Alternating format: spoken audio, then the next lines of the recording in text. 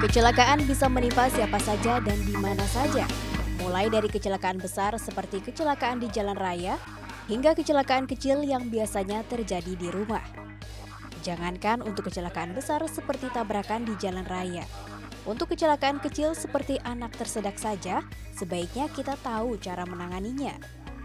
Karena banyak korban kecelakaan meninggal bukan karena trauma atau karena luka yang dideritanya, melainkan karena salah memberikan pertolongan pertama.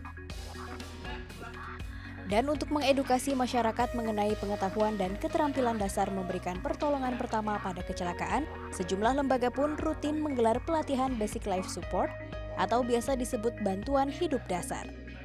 Karena kan setiap kita mungkin saja menemukan kondisi gawat di mana saja gitu ya, di jalanan, di rumah tangga ya. Sementara kalau kita mengandalkan pertolongan dokter atau pertolongan para medis butuh waktu. Hal inilah yang menjadi alasan utama Rahmi mengikuti pelatihan Basic Life Support di sebuah rumah sakit swasta di kawasan Jakarta Selatan. Wanita 26 tahun ini berharap pengetahuan dan keterampilan yang ia peroleh bisa meminimalisir kesalahan saat memberikan pertolongan pertama, terutama saat menolong anggota keluarganya yang mengalami kecelakaan di rumah. Saya tertarik aja karena materi yang disampaikan itu kayaknya bermanfaat untuk kehidupan sehari-hari, apalagi untuk kita orang-orang awam yang bukan tenaga medis. Pelatihan terdiri dari 5 sesi. Sesi pertama, peserta diberikan materi seputar Basic Life Support. Kemudian dilanjutkan dengan sesi praktik yang terdiri dari bantuan pernafasan, pertolongan saat keadaan gawat darurat, dan penanganan luka.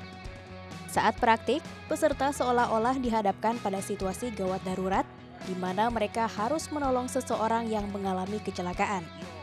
Langkah pertama adalah memberikan bantuan pernafasan jika ternyata korban tidak sadarkan diri. Cukup banyak kondisi korban-korban yang datang ke IGD rumah sakit itu seharusnya bisa selamat gitu, bisa ditolong, tapi kemudian karena cara penanganan yang salah atau waktu penanganan yang terlambat, akibatnya tidak terselamatkan. Untuk memberi bantuan pernafasan yang benar, korban kecelakaan harus diletakkan di alas yang keras. Lalu dada korban ditekan atau dipompa sebanyak 30 kali dengan posisi yang tepat. Kepala harus didongakkan agar oksigen yang diberikan dari mulut masuk ke rongga pernafasan.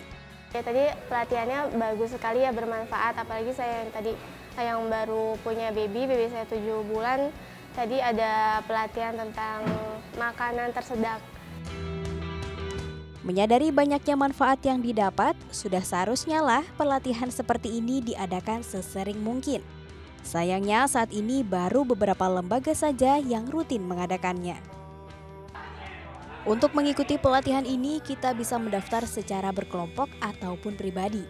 Namun untuk yang mendaftar secara pribadi, pelatihan disesuaikan dengan jadwal yang telah ditentukan.